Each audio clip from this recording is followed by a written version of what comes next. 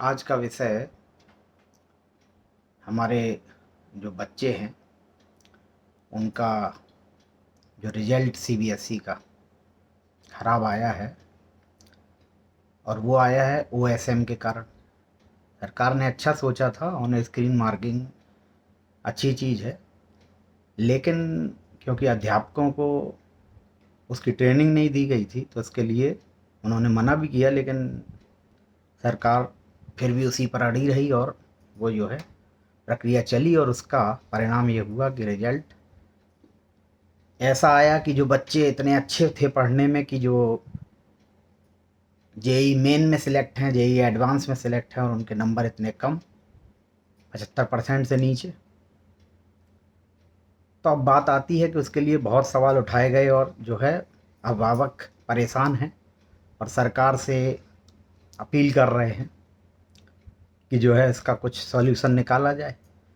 Solution revaluation के लिए fees और 25 रुपये पर क्वेश्चन, ये इसका सॉल्यूशन नहीं है। पहले भी हमारे यहाँ शिक्षा पद्धति थी और शिक्षा पद्धति में जुलाई से नया सत्र शुरू होता था। अगर जो है ओएसएम के लिए बच्चे टीचर जो है नहीं उसको कर पा रहे थे सही से, तो ओएसएसआरडी से पता चलता है कि कौन सी कॉपी किस टीचर ने चेक की, और नंबर में अगर ब्लैंक पेज आ रहा है लिख के या ब्लर्ड कॉपी थी तो उसको रिजेक्ट करना था, और अगर जो है एम्प्टी आप लिख रहे हो तो नॉट आंसरिंग पे आपको क्लिक करना पड़ेगा। तो अब जब एम्प्टी पेज है ही नहीं, उसमें लिखा हुआ आंसर है, दिख रहा है साफ, सब गड़बड़ियाँ समझ में आ रही हैं, दिखाई दे रहा है सब कुछ, सब प्रत्यक्ष है, कुछ छुपा हुआ नहीं है, तो अपनी गलती स्वीकार करना चाहिए। और वो जो गलती की है तो उस गलती का खामियाजा बच्चे नहीं भुगतेंगे। यूथ जो है, जो बच्चे हैं, यही देश के आगे के कर्णधार हैं, और इन बच्चों के हित में अध्यापक भी जांचता है तो कभी भी कॉपी ऐसे नहीं जांचता, वो बच्चों का अहित नहीं करता कभी, लेकिन वो बाई मिस्टेक हुआ क्योंकि उनको ट्रेनिंग नहीं दी गई थी और वो सबसे बड़ी गलती यही थी। लेकिन अब उसका खामियाजा बच्चे नहीं भुगतेंगे, ये गवर्नमेंट को सोचना चाहिए, और उसके लिए रीवैल्यूएशन के लिए फ़ीस लेने का कोई मतलब नहीं है। सभी बच्चों की कॉपी, अभी समय बीत नहीं गया, अप्रैल में नया सत्र शुरू नहीं होता था हमारे यहाँ, जुलाई में शुरू होता था, और समय इतना है कि उसको मूल्यांकन जैसा पहले होता था वो कराया जाए, और अगले साल आप हाई स्कूल इंटर ओएसएम कराना चाहते हैं तो ट्रेनिंग दीजिए पहले। बाकी इंटर वाले जो परीक्षक थे वो तो पीजीटी कर चुके हैं, और जो है वो उन्होंने ट्रेनिंग एज ए ट्रेनिंग ही थी उनकी, और उस ट्रेनिंग में ये बच्चों ने खामियादा भुगता। तो बच्चे भुगतने के लिए नहीं है, बच्चों की कोई गलती नहीं है कि कॉपी में लिखा हुआ है और ब्लैंक है, ब्लड आया तो स्कैनर की गलती है, ब्लड आ रहा है तो देखना तो चाहिए कि ब्लड आ रहा है, वो कॉपी वैसी की वैसी पहुंचा दी गई, और दोबारा जब आपसे मांगी गई तो यहाँ ये भी दिख रहा है कि पेज गायब है। ऐसा थोड़ी होता है, कॉपी तो वहाँ रखी है, ट्रांसपोर्टेशन की व्यवस्था रहती थी, सब सालों से वही प्रक्रिया चलती रही, हाथों से कॉपियाँ चेक होती रही, कभी ऐसी शिकायत ही नहीं आई, और सीबीएसई का रिजल्ट सबसे अच्छा रिजल्ट रहता था।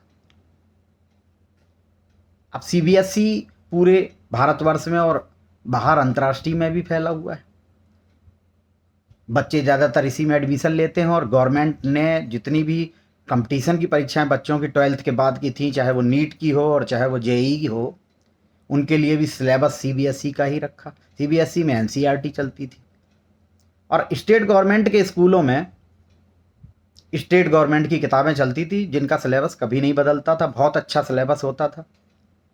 परीक्षाएं, कंबाइंड प्री मेडिकल टेस्ट हर स्टेट का अलग होता था, और जो है इंजीनियरिंग के भी इसी तरह से होते थे, जिनका सिलेबस केंद्रीय वाला होता था उसके लिए अलग से पढ़ लिया जाता था, स्टडी कर ली जाती थी। और रिजल्ट में हम लोग भी पढ़ते थे और भी परीक्षक पढ़े हैं, और उन लोगों के जो है परसेंटेज बहुत ज़्यादा नहीं होते थे, मूल्यांकन का स्तर इतना अच्छा था कि नंबर 60%, 70%, 75%, बहुत ज़्यादा। सीबीएसई ने, इनके स्कूल थे जवाहर नवोदय विद्यालय और केंद्रीय विद्यालय, बस ईजिली ये आसानी से मान्यता भी नहीं देते थे, कॉलेज इनके खुले, इनके कॉलेजों की मान्यताएं हुई, और इनके मेरिट बहुत अच्छी होती थी, और जब मेरिट से गवर्नमेंट ने जो है कहीं एकेडमिक मेरिट बनती थी तो वहाँ ये बच्चे आगे निकल जाते थे। तो स्टेट गवर्नमेंट वालों ने भी अपने मूल्यांकन का स्तर बदला और उन्होंने भी मेरिट हाई 80%, 88%, 90%, 95% देना स्टार्ट कर दिया। अब सीबीएसई से ही रिलेटेड जो है केंद्रीय एनटीए की परीक्षा, एनटीए जो कराती है आपकी नेशनल ट्रेनिंग टेस्टिंग एजेंसी, इसमें एनसीईआरटी का पूरा सिलेबस रहता है। अधिकतर विद्यालय गवर्नमेंट के केंद्रीय विद्यालय ही खुले हुए थे और सब स्ववित्त पोषित हैं, इन्हें कोई गवर्नमेंट को ग्रांट नहीं देनी पड़ती। तो इनके जो टीचर्स हैं उनको भी कोई सैलरी इनको नहीं देनी पड़ती, मैनेजमेंट देता है। तो ईजिली आसानी से चल रहा है सीबीएसई का कि हमें कोई गवर्नमेंट को कोई खर्चा नहीं देना पड़ रहा, बस सर्कुलर भेजते रहो उनको कि हमारा सर्कुलर फॉलो करो, अगर नहीं कर रहे आप तो हम मान्यता रद्द कर देंगे या आपके ऊपर फाइन लगा देंगे। अब वहाँ क्या था कि वहाँ मोटी फीस देना, बहुत मोटी फीस देना, जैसे अब सोचा समझा है बिल्कुल। मोटी फीस देना, बच्चों अभिभावक के ऊपर बहुत भार, और किताबों में भी जो है कमीशन खोरी, सिलेबस बदल जाना समय समय पर, पब्लिशर सिलेबस बदलवा रहा है, नई किताबें चल रही हैं, नया किताबें खरीदना पड़ रहे हैं। स्टेट गवर्नमेंट की किताबें वही रहती थी और उन्हीं पुरानी किताबों से बच्चे पढ़ लेते थे, और नई भी लेते थे तो उनमें इतना चार्जेस नहीं होता था। और स्टेट गवर्नमेंट के जो स्कूल हुआ करते थे स्ववित्त पोषित भी थे, तो उनमें इतनी फीस नहीं थी जितनी फीस सीबीएसई के स्कूलों में है। और जो है हर चीज़ का खर्चा बहुत ज़्यादा, चाहे वो परीक्षा फॉर्म भरने का खर्चा हो। तो इस तरह से इनका प्रसार फैलता चला गया, और मेरिट हाई होने की वजह से, और क्योंकि कंपटीशन की परीक्षाएं इन्हीं के सिलेबस से होती, तो अधिकतर लोग सीबीएसई की तरफ रुझान हुआ। और आज इस कंडीशन में आप देख रहे हैं गवर्नमेंट, हमारे प्रधानमंत्री महोदय हर बार परीक्षा पे चर्चा, और मन की बात परीक्षा पे चर्चा। प्रधानमंत्री महोदय से मेरा निवेदन है कि जो है बच्चों का बारे में वो सोचें। उसका सॉल्यूशन है कि हाथों से मूल्यांकन हो, और जुलाई से नया सत्र जैसा शुरू होता था हो जाए। अगले साल आप फिर अप्रैल में शुरू करें। कैसे होगा, क्या होगा, आप ज़्यादा जानते हैं, हम उतना नहीं जानते। तो आप देखिए इस चीज़ को कि पूरे देश में फैल गया, इंटरनेशनल फैला हुआ है। और राज्य सरकार के स्कूलों में बच्चे बहुत कम हैं। राज्य सरकार के स्कूलों में टीचर ही नहीं है, उनकी नियुक्तियाँ ही नहीं हो रही, और बच्चा जाएगा भी नहीं। हिंदी मीडियम है, इंग्लिश मीडियम उनके यहाँ है ही नहीं, बहुत कम इंग्लिश मीडियम है। तो एक तो इंग्लिश मीडियम, और आप ये देखिए कि इंटरमीडिएट में, भारतवर्ष है ये हमारा अखंड भारतवर्ष, यहाँ पर अनिवार्य विषय सीबीएसई का अंग्रेजी है, और हमारा अनिवार्य विषय हिंदी रहता था। अंग्रेजी तो हमें लेना ही है, और वहाँ अंग्रेजी लेना, हिंदी छोड़ सकते हैं। वहाँ हिंदी भी पढ़नी पड़ेगी, अंग्रेजी भी पढ़नी पड़ेगी। बाकी हमारे इतने स्टेट हैं, उनकी अपनी जो स्टेट की भाषा है वो अपनी चलाते हैं, इंग्लिश चलाते हैं, लेकिन पहला विषय अंग्रेजी सीबीएसई में, जबकि हमारे यहाँ पहला विषय हिंदी हुआ करता था। ये भारतवर्ष है, यहाँ मदर टंग जो है हिंदी है, और हिंदी को ही जो है 12th में बच्चा छोड़ देता है, क्योंकि उसका स्तर धीमे धीमे गिरता जा रहा है। हाई स्कूल में भी लेने के बाद वो हिंदी छोड़ ही देता है। बहुत ही कम बच्चे हैं जो हिंदी लेते हैं। तो विषय तो ये था कि सीबीएसई का जो पोर्टल में गड़बड़ी हुई, क्या हुई, गड़बड़ी कुछ नहीं हुई। ऑन स्क्रीन मार्किंग बहुत अच्छी थी, मूल्यांकनकर्ताओं ने अच्छे से काम किया, लेकिन गलतियां कुछ लोगों से हुई जिनका खामियाजा बच्चों ने भुगता। तो बच्चे अगर भुगत रहे हैं, तो आज जो है बच्चा अगर अप्लाई कर रहा है, आपका पोर्टल नहीं खुल रहा है, तो वो नहीं कहना चाहिए कि हम पोर्टल में जो है आप पहले 700 रुपये था, फिर 100 रुपये कर दिया, फिर 2500 रुपये पर सब्जेक्ट। कॉपी देखिए, कॉपी में गलती निकल रही है। तो विषय इस चीज़ पे ऐसे नहीं ये चलेगा कि जो है आखिर इतने लाखों बच्चों का जो है नुकसान हो रहा है, और बहुत सारे ऐसे बच्चे हैं जिनका परसेंटेज इतना नहीं आया और एडवांस में सिलेक्शन है उनका, मेन में उनका सिलेक्शन है, उनका 75% मेरिट नहीं है, तो ग्रेस मार्क देना विकल्प नहीं है उसका कि ग्रेस मार्क दे दिया जाए सबको। मूल्यांकन आप दोबारा कराइए। आपने ओएसएम में कराया, देर से कॉपी पहुंची, और फिर उसके ऊपर डिक्टेटरशिप कि इतने दिन में करना है। अरे इतने दिन में करना है तो उसका जब काम करना पड़ता है तब पता चलता है कि उसको किया कैसे जाएगा। प्रैक्टिकली सोच लेना बैठ के ऑफिस में वहाँ पे कि ऐसा हो जाएगा और ऐसा हो जाएगा, ऐसे नहीं चलता काम। काम को करना पड़ता है, और खुद जब करना पड़ता है तब पता चलता है कि उसको किया कैसे जाएगा। ऑर्डर देने से अकेला काम नहीं चलता, या आपने आदेश दे दिया और काम हो गया। पहले भी तो होता था, पहले भी कॉपियाँ आती थी, आदेश आपका माना जाता था, आज भी माना गया, लेकिन उसमें गलतियाँ हुई, और वो जो गलतियाँ हुई तो उसको सुधार तो आपको ही करना है, उसका सुधार आपको ही करना है, हैं? ऐसे नहीं चलेगा। अब फिर इसमें देखो, चलो ये विषय ठीक था, एक इस पे चर्चा होना बहुत ज़रूरी है, और सब लोग डाल रहे हैं, और जो है अब विपक्ष भी बोल रहा है, पक्ष अपनी बात रख रहा है, सब चल रहा है, लेकिन पक्ष विपक्ष बात रख रहा है, लेकिन बात बच्चों के हित में होना चाहिए। अध्यापक का काम होता है कि बच्चे का नुकसान नहीं होना चाहिए। अब दूसरा विषय एक चल रहा है टीईटी का, तो फिर बात आती है उस पर भी कि जज भी परीक्षा पास करता है, आईएएस भी परीक्षा पास करता है, पीसीएस भी परीक्षा पास करता है, पीजीटी टीजीटी हर चीज़ की परीक्षाएं होती हैं, और ये चल रहा है प्रजातंत्र। तो बहुत साल हो गया, समय बदल गया, सोच ही नहीं आई इस चीज़ की, और आना भी चाहिए थी कि पॉलिटिकल साइंस कहीं कुछ नहीं है, क्योंकि डेमोक्रेटिकल साइंस होना चाहिए।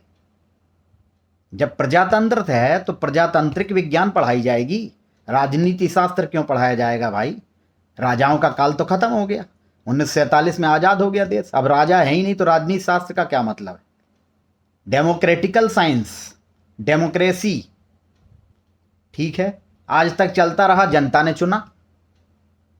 अब जनता ने जब चुना तो यहाँ देखने को मिल रहा है कि एक परिवार का कोई व्यक्ति अगर राजनीति में गया तो उस परिवार का पूरा कुनबा, उनके रिश्तेदार सब, ब्लॉक प्रमुख, एमएलसी, विधायक, सांसद, जो पोस्ट है, क्रबकों का अध्यक्ष, सहकारिता का अध्यक्ष, ये नहीं चलेगा।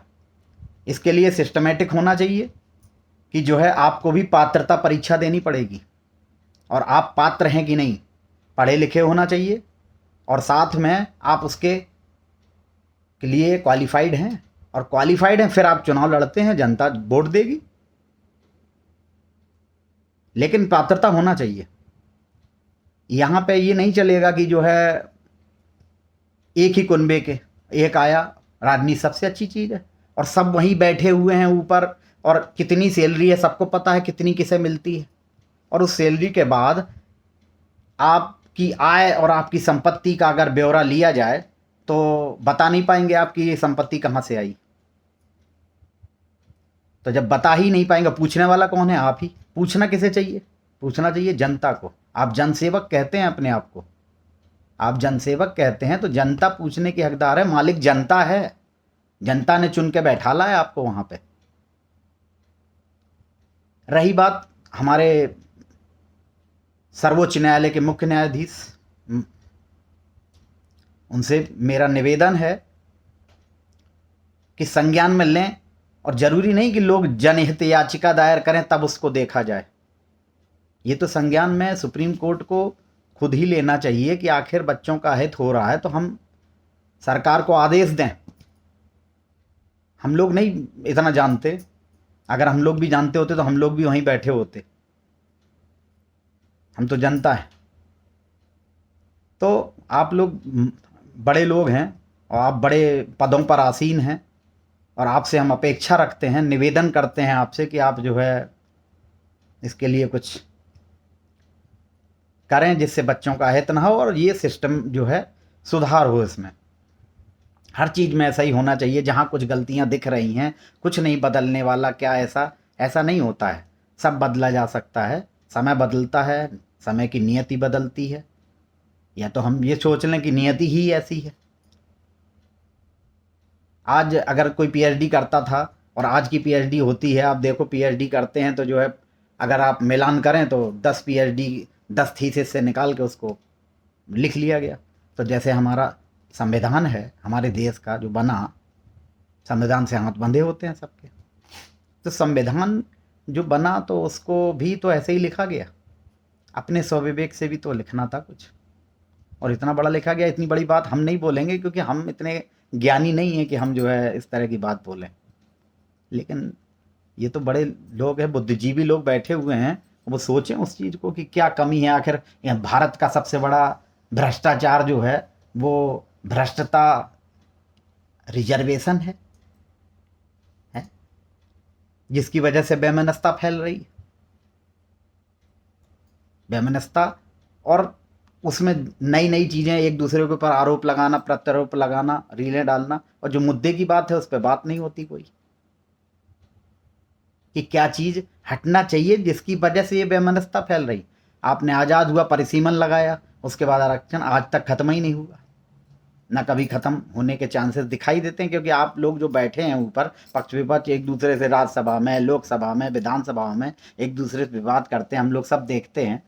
लेकिन जो हम लोगों के हितों की चीज़ हैं, आपके अहित का कोई काम नहीं होना चाहिए। आप वहाँ पे बेंच थपथपा के सब नियम पारित करा लेते हैं।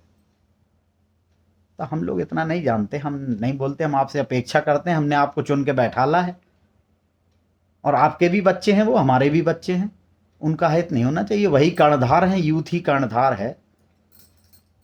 निवेदन ही कर सकते हैं आपसे। आप लोग वहाँ बैठे हैं तो आप में जो है योग्यता है तभी बैठे। तो ये निवेदन है मेरा सर्वोच्च न्यायालय, मुख्य न्यायाधीश और हमारी केंद्र सरकार और सभी से, सभी का सहयोग मिले और बच्चों का नुकसान ना हो, उसके लिए किसी का भी कोई अहित नहीं होना चाहिए। और जो मैंने कुछ गलत बोल दिया हो तो उसके लिए मैं क्षमा चाहता हूँ।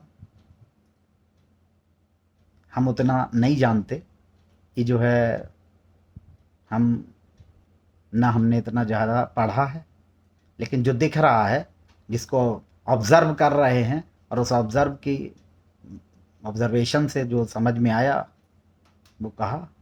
सिर्फ निवेदन है और निवेदन ही कर सकते हैं। और धन्यवाद।